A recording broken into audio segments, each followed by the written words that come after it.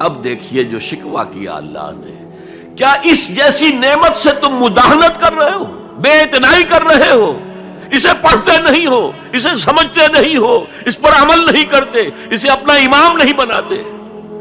تمہارا طرز عمل یہ ہے، بلکہ تم نے اپنا نصیب یہ بنا لیا ہے کہ تم اسے جھٹلا رہے ہو۔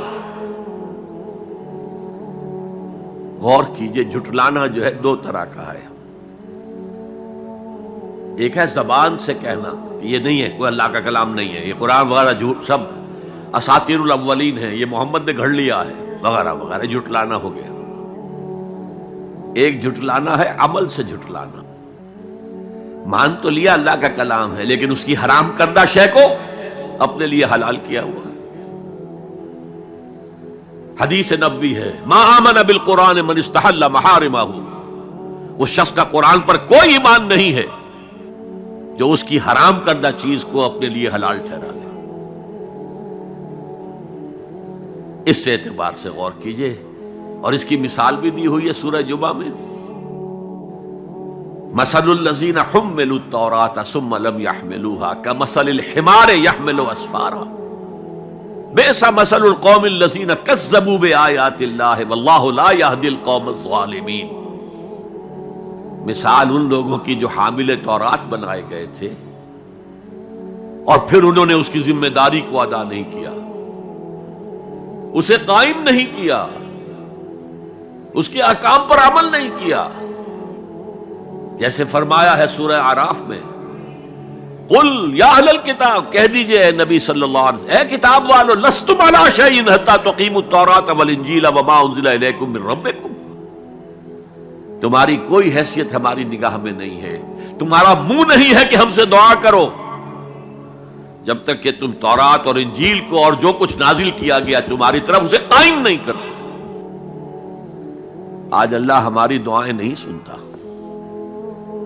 30 لاکھ جا کر حج کرتے ہیں، دنیا کے حالات میں کوئی ذرہ برابر فرق آتا ہے؟ اول تو حرام کی کمائی سے حج ہو رہا ہے، تو حج ہے ہی نہیں سرے سے۔ جو کچھ کرتے گئے تھے سودی کاروبار، وہی آ کر دوبارہ شروع کر دیا۔ سرکاری ملازم تو جو رشوت پہلے لے رہے تھے اس کے بعد آ کر شروع کر دیا۔ یہ کیا ہے؟ یہ تکذیب بالعمل ہے، جھٹلانا ہے۔ تم نے اپنا نصیب یہ بنا لیا ہے کہ تم قرآن کو جھٹلا رہے ہو، جیسے کہ انہوں نے جھٹلایا تھا۔ مثل الذین حملوا التوراۃ ثم لم يحملوها كمثل الحمار يحمل اسفارا، ان کی مثال ان گدھوں کی سی ہے جن پر کتابوں کا بوجھ لاد دیا گیا۔ مکالمات فلاطوں، گٹھڑی باندھ کر گدھے کے اوپر رکھ دیجئے تو کیا وہ واقعی منطقی اور فلسفی بن جائے گا؟ یہ مثال اللہ دے رہا ہے۔ اور یہ مثال کیوں دی گئی ہے؟ اس آئینے میں ہمیں ہماری تصویر دکھائی گئی ہے۔ تم اگر قرآن کا حق ادا نہیں کر رہے تو تمہاری مثال وہی ہے جو یہود کی تھی۔ بئس مثل القوم الذین کذبوا بآیات اللہ، بری مثال ہے اس قوم کی جس نے اللہ کی آیات کو جھٹلایا۔ تو زبان سے تو یہودیوں نے کبھی نہیں جھٹلایا تورات کو، عمل سے جھٹلایا ہے۔ یہ وہ 5 مقامات ہیں جن میں اللہ تعالیٰ نے خود اپنے کلام کی ثنا بیان کی ہے، تعریف کی ہے، اس کی عظمت کو بیان کیا۔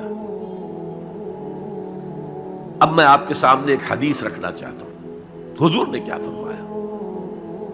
ایک حدیث سنا چکا ہوں آپ کو، عن عثمان بن عفان رضی اللہ تعالی عنہ قال قال رسول اللہ صلی اللہ علیہ وسلم خیرکم من تعلم القرآن وعلمہ، تم میں سے بہترین لوگ وہ ہیں جو قرآن سیکھیں اور سکھائیں۔ یہ حدیث بڑی عجیب ہے، یہ ترمذی میں بھی ہے اور دارمی میں ہے، اور اس کے راوی حضرت علی ہیں رضی اللہ تعالی عنہ۔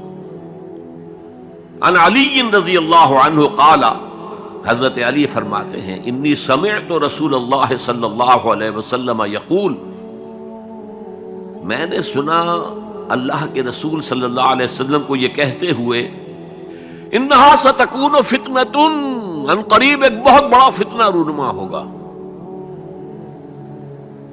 حضرت علی فرماتے ہیں قلت، میں نے عرض کیا مل مخرج منہا یا رسول اللہ، اے اللہ کے رسول یہ فرمائیے اس فتنے سے بچنے کا، نکلنے کا راستہ کون سا ہوگا؟ جیسے آپ بڑے بڑے حالوں میں دیکھتے ہیں ایگزٹ، عرب ممالک میں لکھا ہوتا ہے مخرج، اگر کہیں آگ لگ جائے، کہیں دھواں بڑھ جائے تو نکلو، لال جو روشنیاں ہیں ان کے اندر جو نیچے دروازے ہیں ان کی طرف جاؤ، یہ مخرج ہے جان بچانے کی۔ یہاں ایک لحظہ توقف کر کے ہمارا اور صحابہ کا جو فرق ہے اس کو نوٹ کر لیجئے۔ اگر ہم ہوتے تو کیا پوچھتے؟ حضور یہ فتنہ کب آئے گا، کدھر سے آئے گا، کیوں آئے گا، کیا ہوگا؟ یہ سارے سوالات کرتے نا، جن کا عمل سے کوئی تعلق نہیں، معلومات ہے۔ حضرت علی نے کچھ نہیں پوچھا، بس آپ نے فرما دیا کہ بہت بڑا فتنہ ہوگا، تو بس ہمیں یہ بتائیے کہ اس سے نکلنے کا راستہ کیا ہے۔ اب سنیے حضور کی زبان سے قرآن مجید کی مدح۔ قال کتاب اللہ، فتنوں سے بچانے والی اللہ کی کتاب ہے۔